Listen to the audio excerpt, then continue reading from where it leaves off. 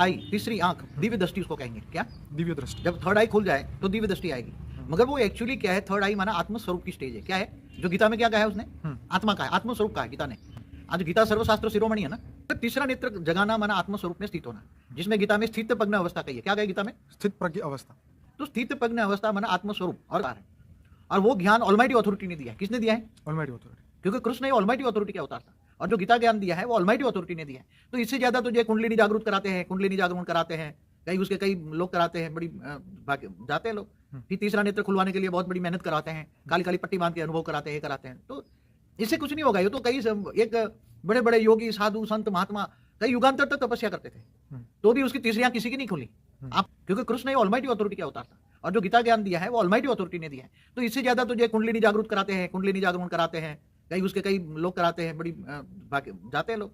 फिर तीसरा नेत्र खुलवाने के लिए बहुत बड़ी मेहनत कराते हैं, काली काली पट्टी बांध के अनुभव कराते हैं। तो इससे कुछ नहीं होगा। ये तो कई एक बड़े बड़े योगी साधु संत महात्मा कई युगांतर तक तपस्या करते थे, तो भी उसकी तीसरी आंख किसी की नहीं खुली, है ना। आठवां आज्ञा चक्र खोलते थे, तो आठवां आज्ञा चक्र आत्मा है। आत्मा शब्द तो मेरे ख्याल से भगवान कृष्ण ने गीता में दिया, तुम आत्मा स्वरूप बनो। आत्मा स्वरूप की विधि भगवान ने बताई है। देखो गीता का शॉर्ट एंड सार क्या है?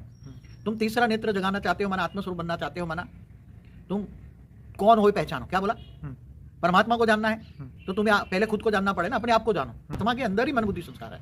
आत्मा के अंदर मन है, मन के अंदर बुद्धि है, बुद्धि के अंदर संस्कार है। तुम जो कर्म करते हो उसके हिसाब से संस्कार बनता है माइंड के सेंटर पॉइंट में, क्योंकि माइंड को वही आत्मा चलाती है ना। माइंड को चलाती कौन? तुम्हारे शरीर को चलाती कौन? तुम कौन हो? मैं आत्मा हूँ। ये तो आज कॉमन हो गया ना। कॉमन है। आत्मज्ञान तो हुआ, मगर आत्मस्वरूप की अनुभूति।